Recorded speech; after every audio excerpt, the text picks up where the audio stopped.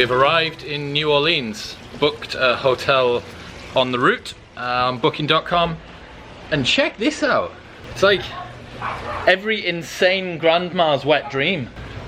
Banana trees and multicolored. Yeah, check out this little roof terrace up here.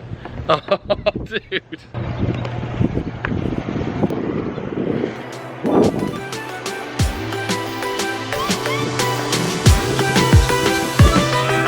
Welcome to New Orleans.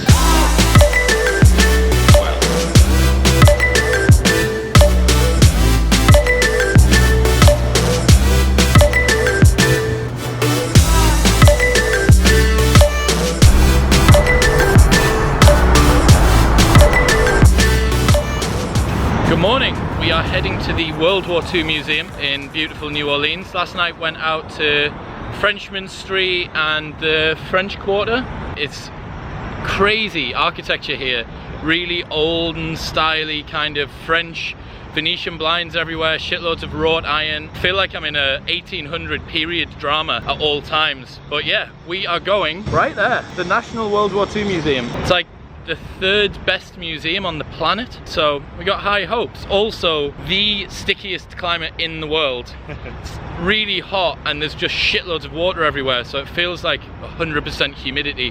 But after it was quite cloudy and a bit shitty in Texas, actually quite nice to get some sunshine for once, even if it is a little bit ball sweaty. But yeah, World War II time. Let's do this.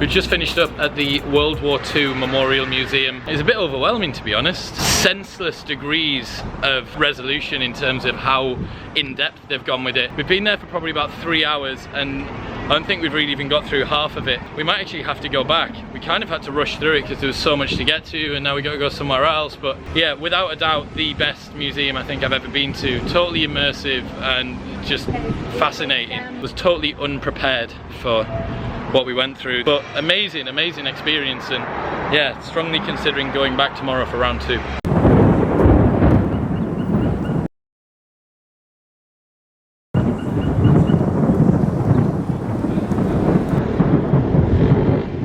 Yeah, weather's not too nice. However, we've just arrived at the Voodoo Lounge and we're going to go for a guided tour around New Orleans.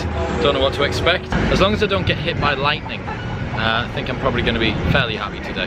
Despite the fact that it's raining, as you can see, we've managed to line our heads with some umbrellas, and the lovely Luke is braving the elements to take us around New Orleans. Where are we going to go today, Luke? What are we going to see? We're going to see all kinds of stuff. We're walking up to the Louis Armstrong statue.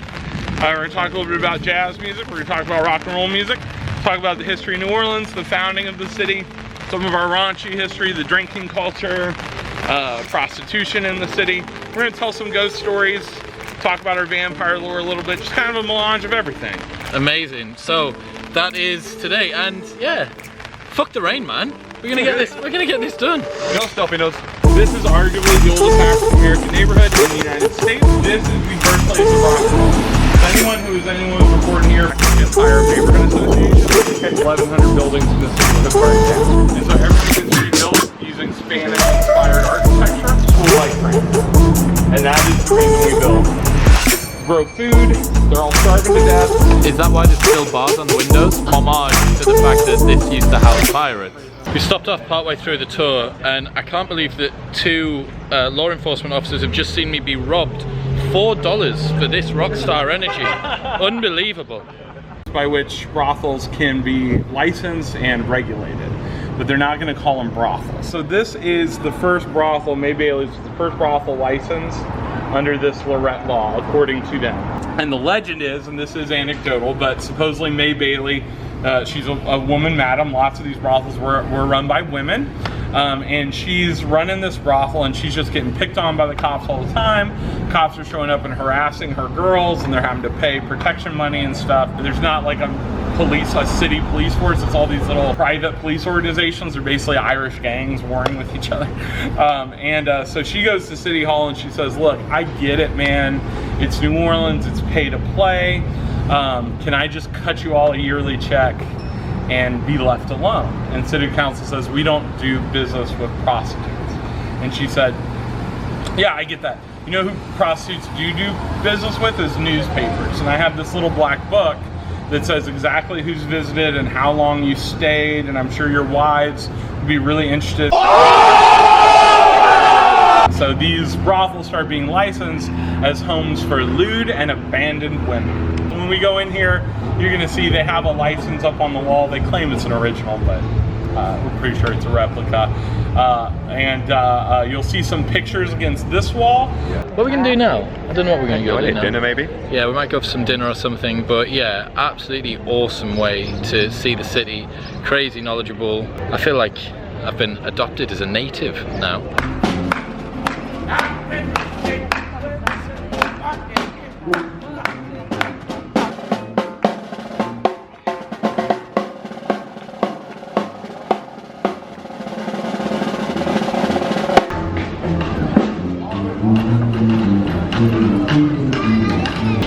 So I think this probably explains pretty well what it's like to be in New Orleans. That is a man who is frozen in time, playing in front of a live band next to a psychic tarot card reader, and there's just people stood watching. And this is just an afternoon in New Orleans, Monday afternoon in New Orleans. Nothing to look at.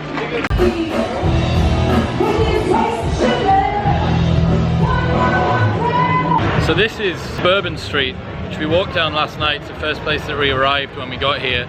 And it's essentially like a massive street party that appears to begin at about 4 in the afternoon and finish in the late hours of the morning. Every bar has deals on and live music pouring out. They've got bands or singers, some do country, some do jazz. Some have just got like acoustic solo stuff going on. The maddest place. It's just like a pure party atmosphere beginning at the middle of the afternoon.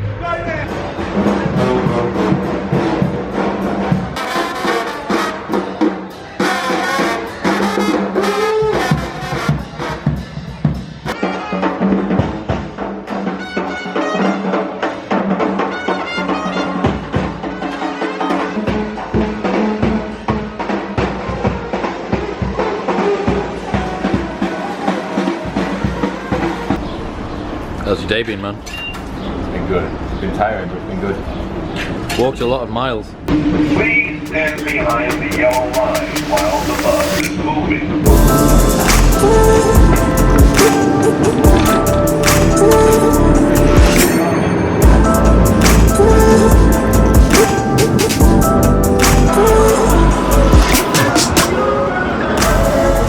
First full day in New Orleans completed. The whole city of New Orleans just feels exactly like a period drama. I'm just expecting some man in a frilly neckerchief thing to jump out and ask me to duel with a saber. Walking around New Orleans feels a little bit like being inside the mind of a child who's had too many E numbers. Like vibrant for a city is a term that gets thrown around far too much, like eclectic or exciting, but there's no other word really that I can use to describe what New Orleans is like. You're walking down the street and you'll see a live brass band playing with a man breakdancing to it, then go down a street corner and find a pub that's where pirates first settled in the city, and then go on a tour where you learn about the history of vampires and why they have a strong place in the city, or why all of the cemeteries have coffins and graves that are above ground. Like, there's just so much going on. It's crazy rich in history, and I feel a little bit embarrassed that I didn't know enough about it before now. I mean, you know, what enters your sphere of awareness isn't really your choice. I don't know that much about Cardiff, but I don't really give a shit. Whereas here, I feel like I should have done. Traveling around by streetcar is something novel, I guess. I can't work out whether it's super useful and better than Newcastle's metro system, or just there as a experience that people are supposed to feel nostalgic about, but it definitely appears to work. They're never actually that busy. We weren't on a streetcar that had more than about 10 people on it, but not sure if it would work in Newcastle. I feel like people on stag doos would end up jumping on top of the tram and then electrocuting themselves. Not a bad spot, as officers go.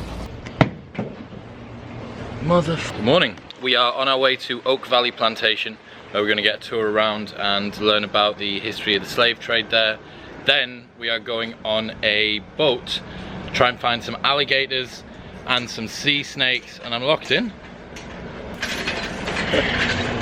Obviously haven't had enough breakfast today. But yeah, plantation, learning about slavery, sea snakes, alligators, don't get eaten, come back, try and sneak into the World War II museum to finish off what we didn't do yesterday. One of the things that I am a little bit worried about is I've eaten quite a lot of nice food over the last week or so, so I imagine that I'll taste fantastic to an alligator.